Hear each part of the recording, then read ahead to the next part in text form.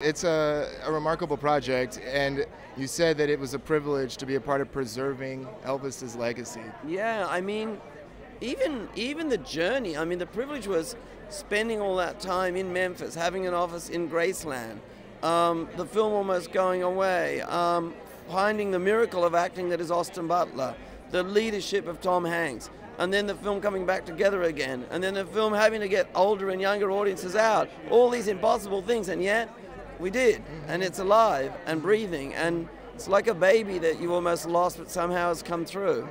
And then Austin gets nominated for an Academy Award as the director who selected him for this role. Yeah. You saw it, right? You saw his ability. What did that moment mean to you? Well, you know what? He walked in and he was already down the Elvis road a bit, and to be honest with you, Denzel Washington rang me, and I didn't know Denzel, and he said, "You're about to meet a young actor whose work ethic is like no other actor I've ever met. You won't believe how hard he works." And that came true.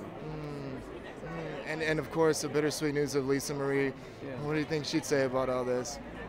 I mean, she embraced the movie. She was very worried about the movie.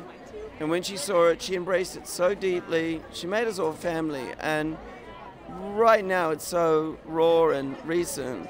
All I can say is that we miss her deeply, and she was here to see the film, and it meant a lot to her. I know that. And Austin meant so much to her. I know that. She shared with Billy Bush at the Golden Globes as she was walking in. She was so articulate about how much she adored him. Yeah, adored. Like she had said once in Graceland. She said it nicely, but how many disappointment after disappointment.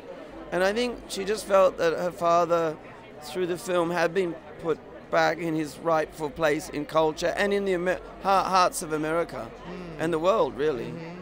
As a result of this film. So she was worried about how you might tell this story? Oh, sure. I think everyone was. Yeah. You know, of course, you know. It's different when you're telling the story of someone 100 years ago, but when you're telling the story of someone who was a father and a husband and a friend with many living relationships, it's a very delicate thing in your hands. And I had complete freedom.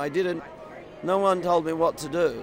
You know, I just researched it and told the story as truthfully as I could. Yeah, and it was so lovely to see. Of course, you guys were there at the memorial because you were so much part of their family, and to be there to support the family, I know it probably meant a lot to them.